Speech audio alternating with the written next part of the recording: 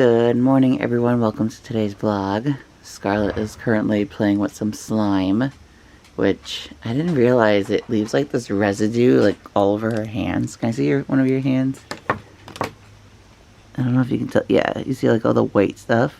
Like, why does it do that? I'm not liking it, but she's enjoying the slime, so just let her be. But yeah, last night Ken ended up working a few extra hours, so he's still sleeping. He should be up soon, though. He's actually sleeping later than he normally does when he does this shift. Where's so the box? I put it back in the box. But yeah. Anyway, it's a beautiful sunny day, so I'm hoping we can get outside soon. I know Bailey is patiently waiting. Come on, Mom. And then we'll have rain for a few days, which really sucks because tomorrow is my baby sprinkle, and I was really hoping we could have the party outside, but there's like no chance whatsoever. And it's not just rain, it's a tropical storm that's coming. So like, I feel like I have the worst luck. Like how, like it just Mommy, can't have normal rain. It's gotta be, you know, heavy rain, winds, all that crazy stuff. But it'll be fine. Right? Yeah. Everything will be fine. What are we doing with this? I'm gonna close it. Oh, close it. Okay. Not surprised. It's another bubble day. If you guys haven't seen this Marshall bubble blower, it's insane. Like, the amount of bubbles that comes out, I don't even understand. It's a go windy day bubbles. Yep. Bubble, bubble, bubble. Bubble! Bubble! Oh, I don't gotcha. Hey, Bubble! Get him, get him, get him. Hey! Yeah! Come on, Bubbles! Come on! They're going after my legs. After your legs? Yeah. They're going to me. Well, yeah, you're right in front of it where it's blowing out. You're silly.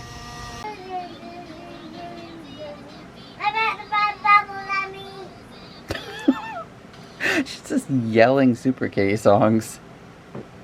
Yeah, you. You having fun in there?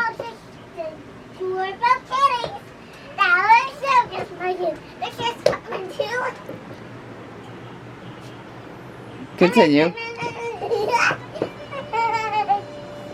Are you okay?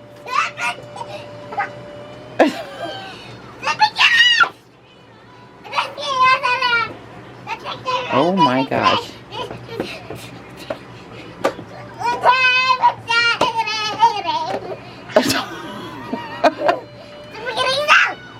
Anyway, I'm gonna go make some lunch. Can you help me do my Paw Patrol? Let's do Marshall. What are we doing? We have to fix my Paw Patrol. This one is too hard. So if I do this one, that's not really hard. If your Play-Doh is too hard, then you're not gonna be able to roll it. Let me see. Okay, yeah, so that's not bad. What are you trying to do with it? You trying to make a new Marshall? I'm trying to make another Marshall. Okay. Yeah, you just flatten it up. There you go. No, Now you can roll it. Thank you. You're welcome. Anyway, guys, I'm here. I'm alive. Worked very late last night. Working late again today. Not looking forward to it. But I gotta do what I gotta do. Anyway, my dinner's made, which is nice. So I don't have to worry about that. I'm just gonna rest for a little bit. I feel very just tired and beaten down. I think it's just from the going to sleep really late. And still waking up, you know, without getting a full night's sleep. What are you eating? A cookie. You got a cookie? Yeah, she actually ate her breakfast at What? breakfast time. Good job. You know, you don't have to be in there, right? She's comfy. So, we are at the 20-day countdown. I can't, like, because then that's just 10 days times 2, and that's... It's almost 2 weeks. I can't. 20. It's too That's if she holds out and makes us do the C-section. But, I don't know. I've been having this feeling. And I'm like, just wait until after the sprinkle. And, like, the joke is it's going to happen, like, right before the party starts or while it's going on or, like, right after. So, I don't know. Like, I'm constantly getting Braxton Hicks contractions. I've been cramping. I'm just so tired. I know the tiredness is normal, like, but I can't sleep. I constantly have to pee. It's just like, I feel like she's really dropping down. So, I don't know. We'll see. I'm hoping I can... I think it would be really cool if I got to 39 weeks on, like, that day, or, like, right the day before my C-section, like, something like that. Because, obviously, the longer she's in is better for, like, you know, developmental and stuff. But, like, I don't know. I don't want to do the C-section, but I don't know. Again, I keep saying I should talk about this, but maybe I should talk about it today, because I don't really have anything to vlog about. It right now. I am, right? Well... Alright, I guess I'll do it today. This is what today's gonna be. Ready? I'm in the dryer. You're in the dryer. He's in the dryer. What is happening? Okay, yeah. So, I guess we're gonna do this. I have my notes here. So, it would be induced VBAC, and for those that don't know, it's a vaginal birth after cesarean. Vaginal. I always say that. I don't know why. Vaginal. So, it's that versus a repeat C-section. Quick summary. With Scarlett, I was induced at 39 weeks exactly. They did the Foley balloon. They gave me misoprostol to soften my cervix, and then I did Pitocin. You can't be in it because of your shirt. Yeah, I got to 10 centimeters, and I pushed for 2 hours, but she was too high up and would not descend down. So there was no issues coming out. So we had to do a C-section. C-section was awful. Something happened with my bladder, and I bled a lot and had to be in that operating room way longer than normal. I was in there for like a good 2 hours, and then as I came out, Scarlett was failing. She failed all her 3 blood sugar tests because I had gestational diabetes. That's not why she failed, but she failed and had to go to NICU. It was just a huge traumatizing experience. So in my mind, I get so nervous about hearing C-section. So that's a quick summary. So, if I was to do the induced VBAC, my pros for that would be a potentially easier recovery, which I know it might not be, because some vaginal births are harder than C-sections. Everybody's different. I shouldn't be in as much pain, and I could care for my toddler. You know, I'm just thinking like bending and stuff like that versus a surgery. I would be able to, usually you can immediately have skin to skin, you can start breastfeeding, you have the golden hour, all that. And if we ever did consider having a 3rd child, it would be better in the long run if I were to have a vaginal birth.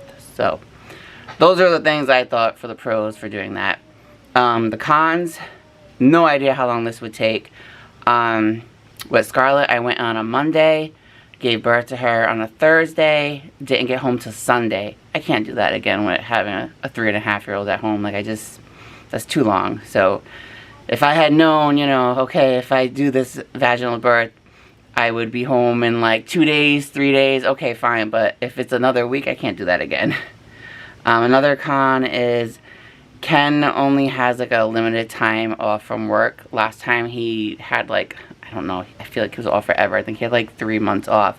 This time around he's using sick time, and he only has like, I think he only has like a week off. I'll have to double check with him, but he's taking 2 weeks off. So yeah, I don't want to waste his time off being in the hospital. I just think that's ridiculous when he could be here helping and, you know, bonding with our baby. Another con, the whole, you know, induction could be a waste again, and I'd end up having another C-section.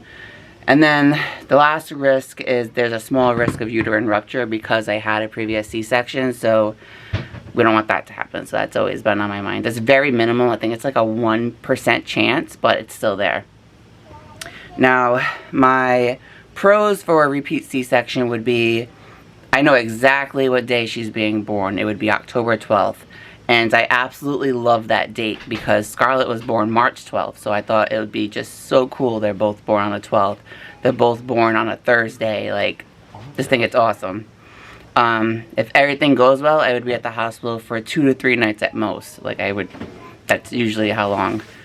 And Ken would be able to help at home for a decent amount of time. The cons for a C-section would be the recovery pain. Last time it was awful. Sorry, my hand is shaking because I've been holding this for like 5 minutes now. Yeah, the pain of like bending and just, you know, it's a big open wound. It's not fun, and yeah, I'm not looking forward to that aspect. And you want to see a mirror in a couple weeks after that. Anyway. Yeah, my favorite band is like, another con, I'd be unable to lift Scarlett, and there's not much lifting I have to do with her nowadays, but like she still doesn't want to potty train, so I need to put her on her changing table and change her. And I'm thinking, well, I don't need to lift her up there. I can do it on the floor, but I still have to bend. So like, I'm not quite sure how I'm going to tackle that. I might have to just resort to pull-ups while I'm recovering, and if no one's around to help do a diaper change. So, or maybe she'll just magically use the potty. You'll still need to help. I know. Someone will need to help. I definitely need help with that. I'll be here. Like wiping her butt and stuff like that, you know. Anyway, another con, it's a surgery. Like, it's scary. It's so unknown. Anything can go wrong. Like, you know. And then another con, I'm still not experiencing a vaginal birth. And I really, really would love that whole thing, going back to what I said, you know, just having the baby immediately put on my chest, skin to skin, breastfeeding, just that whole aspect, because I already checked with my doctor, and if I do the C-section, I will not have her placed on me right away. She said it could be like 15 minutes to like check her out and blah blah blah. So just makes me sad, you know. But those are my pros and cons of an induced VBAC versus a repeat C-section. Like I've mentioned multiple times, I am going with, well, I haven't mentioned multiple times, but I am going with the repeat C-section for October 12th, unless my water breaks or whatever, I go into labor prior to that, then I will try the VBAC. So that's where I'm at. One of my doctors gave me a 50% chance of being successful with the induced VBAC, and I just feel like those chances are too low. And my main OB, I think she gave me 60%, but even then, that's still low. I think if I had like a 75% chance of it going well, I would take it. Let's insert some Steiner math right here. Steiner math? What? What's happening? Oh, I thought you were like getting something. Oh no, you can download the clip. No, I'm not doing that. You should. Anyone who knows what I'm talking about knows. It's hilarious. Yeah, so now you know. I've been talking about this for weeks, and yeah. So let me know what you would have chose to do. So I guess with all that said, it's time to end this vlog. I didn't anticipate doing this vlog today. I thought we were going to actually do our reason that we chose our baby's name, but things have been a little crazy today, so I think we'll save that for like maybe Sunday or Monday or something. That'll be coming up. Sunday. Yeah, we'll do why we chose her name, like the meaning to us, and like some reactions from our family that we got recorded. So, but anyway, I hope you guys enjoyed today's little bit of vlog and my explanations on induction, induced VBAC versus repeat C-section. And yeah, 20 days to go, so yeah, that's scary, and I gotta stop talking about it because it does make me very nauseous. I'm scared. I'm scared, guys. We'll see you tomorrow. Bye.